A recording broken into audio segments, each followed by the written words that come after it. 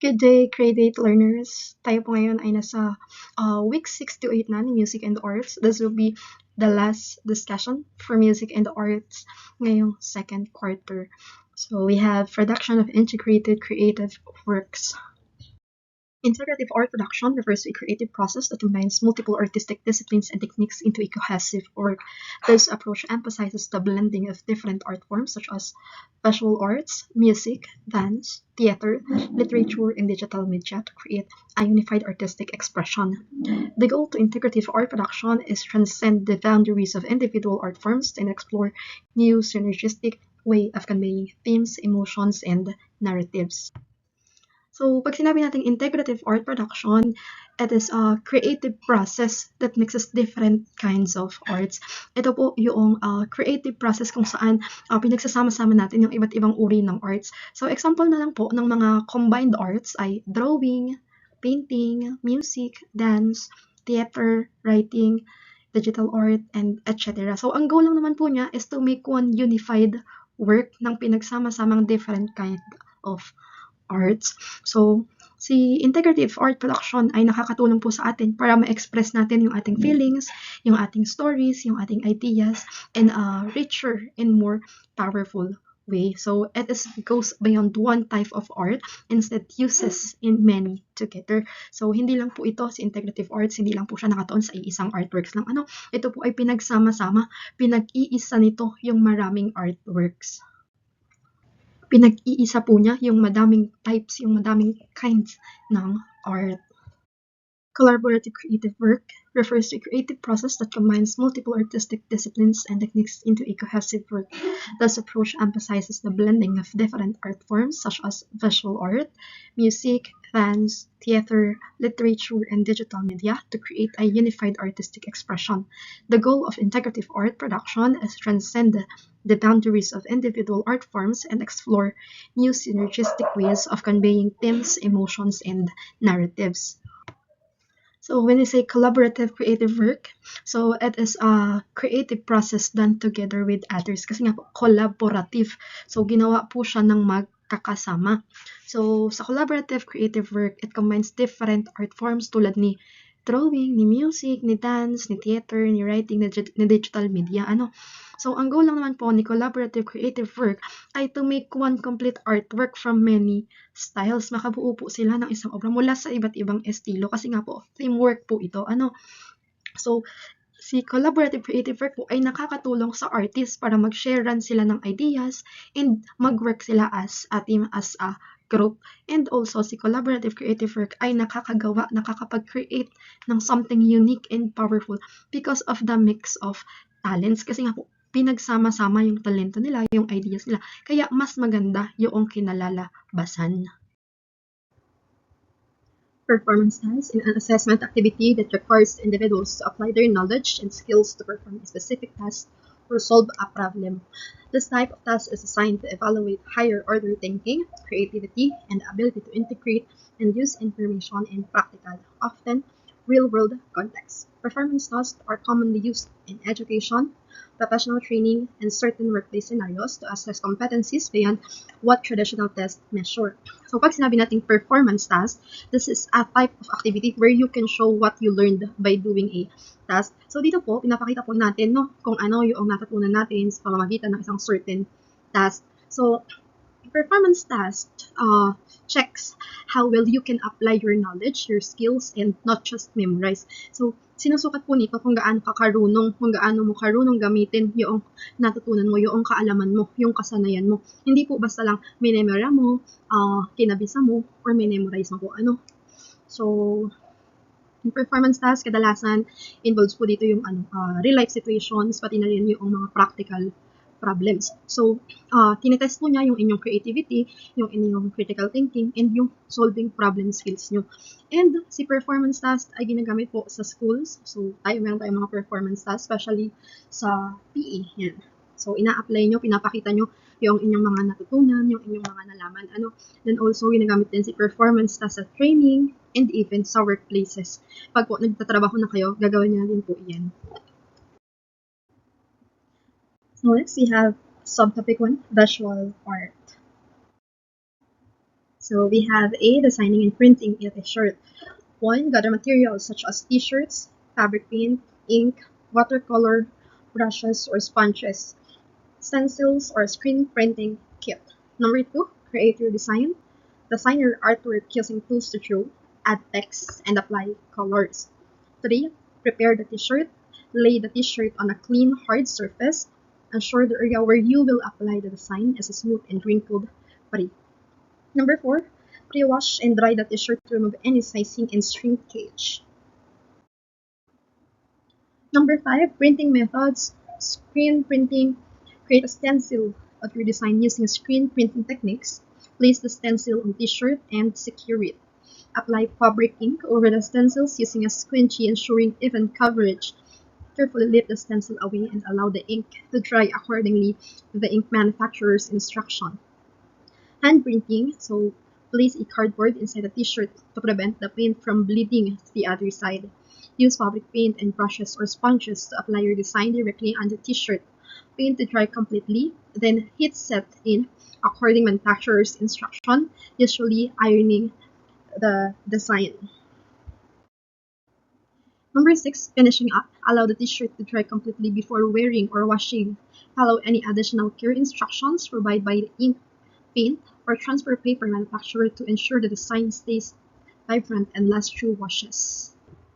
So, sa visual art, meron tayong designing and printing t-shirt.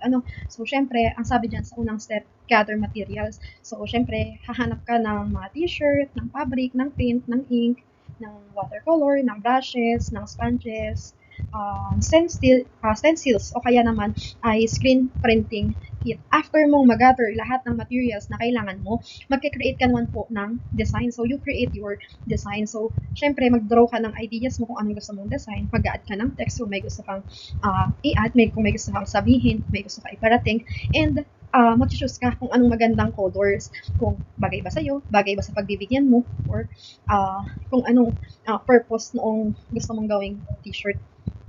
After mo mag-create ng design, ang next step po ay i-prepare si t-shirt. So, ilalatag mo po si t-shirt sa flat and malinis na surface para matiyak po, ma-sure na no wrinkles si t-shirt. After mong ma-prepare si t-shirt, papasok naman si pre-wash and dry. So, si pre-wash and dry naman po ay, parang lalaban mo, tapos papatayuin. So, bakit po? Kasi po, para mag-avoid ng shrinking and para yung paint ay mag-stick ng mas maayos, dumikit ng mas maayos po. After ng pre-wash and dry, ang next step po dyan ay printing methods. So, may dalawang printing methods po tayo. Una yung screen printing. Kung screen printing ang gagawin mo, gagamit ka po ng stencil, i-spread mo yung ink with a squinchie, then ililift mo, itataas mo carefully, tapos tsaka mo pa lang siya hahayaang matuyo, tsaka mo pa lang siya hahayaang mag-dry.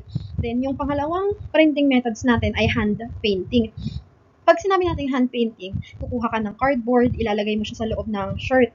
Then, pipinturahan mo po siya, pipaintan mo siya directly gamit yung brushes, yung sponges, ganun po. After that, tsaka mo siya hahayaang matuyo.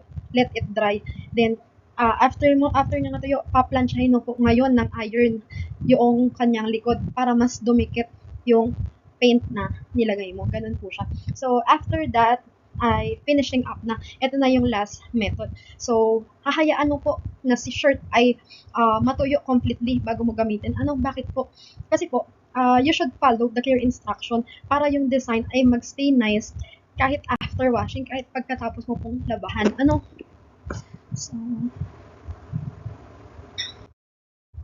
So next, ito po ay video tutorial about t-shirt printing. So, pwede nating panoorin para magkaroon kayo ng idea kung paano po ba siya gawin.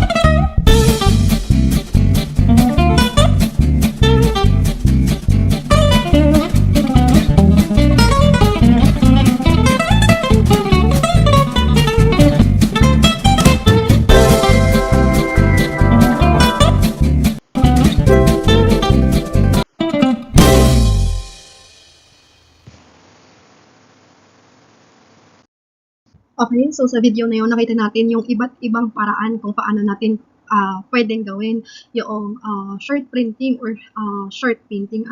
So, kakaroon din tayo ng performance task about dyan. Pero, saka natin yan pag-usapan pag kami face-to-face class na. So now, let's move on to subtopic 2. We have music and dance. In music and dance performances, the learners will be tasked to compose and perform original songs inspired by traditional Asian music skills and rhythms, incorporating modern lyrics and instrumentation to create a fusion of old and new sound. So dito sa music and dance performances, ang gusto lang naman ni DepEd Matatag ay gumawa po kayo, mag-create kayo ng own song nyo po. Gumawa kayo ng sarili nyong kanta, mag-compose kayo ng sarili nyong kanta. Pero hindi lang po basta gumawa at mag-compose ng sarili nyong kanta. So, the song na gagawin nyo, yung song na gagawin nyo, should be inspired sa traditional Asian music. Dapat po katunog, kahimig, ka-rhythm siya. Kung inspired po siya sa traditional Asian music, ngayon, mag-a-add po kayo ng modern lyrics tsaka modern instrument. So, example, a-addan niyo siya ng guitar, ng drums, o kaya ng keyboard. So, si traditional Asian music, hahaluan niyo po siya ngayon ng modern lyrics tsaka instrument. Pagsasamahin niyo po siya. So, ano po bang goal? So, ang goal lang naman po is to combine old and new styles.